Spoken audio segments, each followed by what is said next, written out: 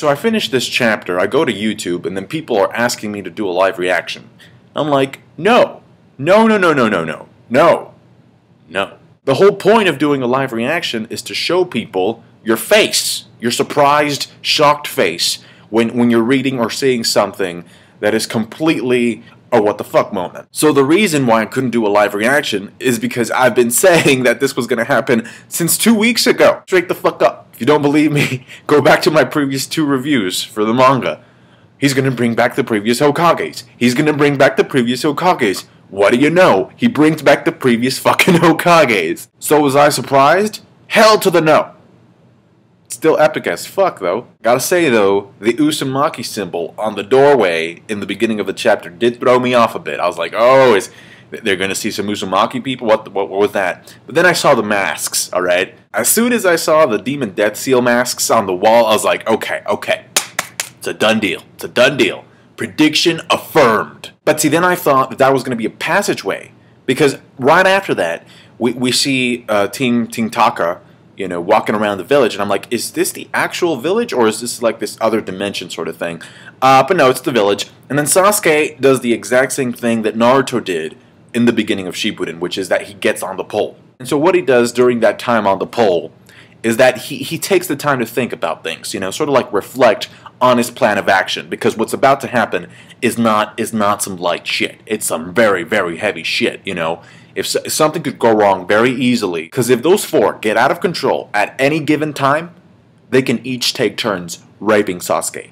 So he's got to be careful. There's a mini conversation between Suigetsu and Orochimaru, which to me is very, very important for 2 reasons. Number 1, okay, well, first of all, let's talk about what he says. Suigetsu says, hey, the village is pretty much abandoned at this point. If you wanted to invade and destroy it and take over, we could do that. And then Orochimaru says, no, you have overlooked something. You are no longer my snakes anymore. And to me, at first, I was like, whoa, is he turning into a good guy? Did he just pull a 180? You know, did he change all of a sudden? And given the fact that I believe that Orochimaru is the final villain of the series, I think he just wants us to believe that he's kind of good and then go apeshit. So he might be looking for some more snakes in the future. But anyway, I do think that this chapter really does confirm the fact that Orochimaru is final villain. Why?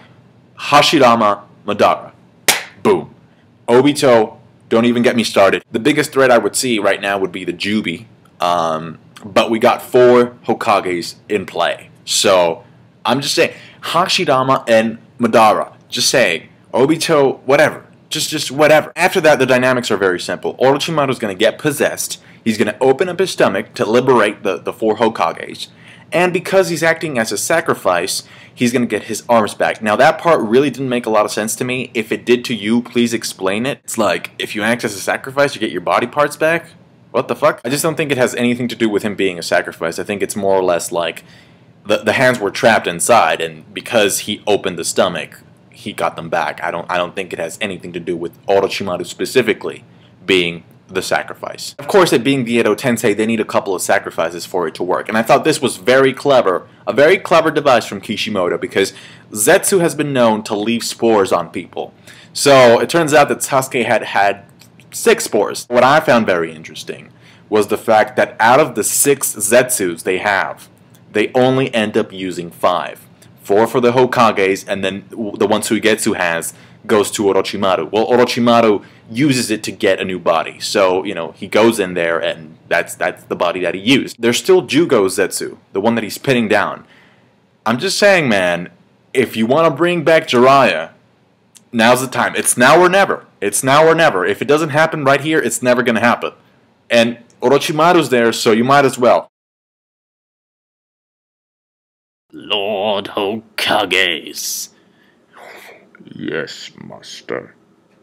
Rise. Dun, dun, dun, dun, dun, dun, dun, dun. I considered it a great chapter, and I already expected the ending. So I can only imagine what it feels like, you know, if you didn't expect it. Great chapter. I will say this, though. The manga is moving very, very fast, okay? I don't know how long the series has, but it is moving very, very fast. So it's going to be interesting to see how long it takes for this group to travel all the way where the action is. Join the battlefield, if you will. Looks like we're in for some story time next week, which I'm totally okay with. Much needed explanation. History. Yeah, it's going to be history class pretty much. I really want Tobirama. I mean, he created the Edo Tensei, for crying out loud. Tobirama and Hashirama can take the wheel of the course, and they can teach history of Konoha 101. That's pretty much it for me. Thank you so much for watching and liking and just commenting and all the stuff you do. It really does brighten up my day. And just keeps me motivated. So, thank you. Thank you very much. Bye.